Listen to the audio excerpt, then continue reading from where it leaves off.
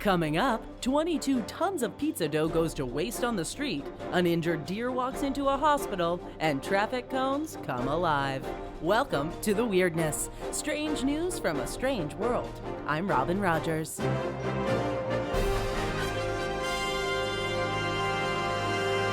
Our top story, a woman in Alabama says she's used to her yard flooding during heavy rains. What she isn't used to is finding dead sharks on her lawn afterward.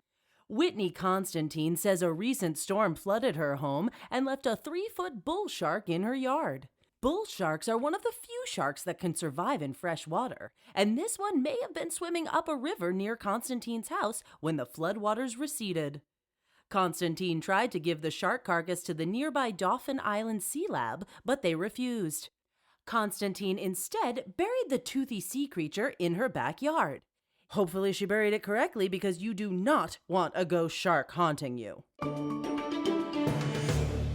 Next up, a truck outside of Page, Arizona bounced off a guardrail and rolled onto its side, releasing 22 tons of pizza dough onto the street. Police say that speed and fatigue may have contributed to the crash, spilling over 44,000 pounds of future pizza crust onto U.S. Highway 89. The police report that no one was injured in the crash.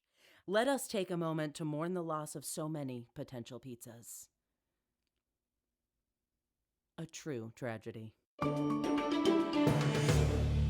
Emergency workers see a lot of weird things. However, doctors in New York State Hospital might not have expected an injured deer to stroll through their doors. But that's exactly what happened. Witnesses say the deer wandered toward the hospital and ultimately through the automatic doors.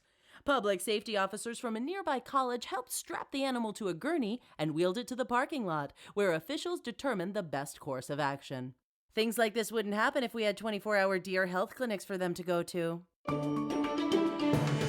And finally, in British traffic cone news, police near the Kingston neighborhood of London, England, were called to the scene because a bus couldn't move forward. The problem? There were traffic cones blocking the city vehicle's path. The next level problem? The traffic cones were simply a handful of men dressed up like traffic cones. An eyewitness says the human pylon simply stood on the road and took pictures of each other, all while blocking a city bus and taxi. Come on, guys, it's people like you that give living traffic cones a bad name.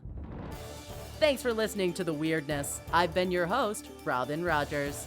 Come back each and every week on Audible because weird news is better than regular news.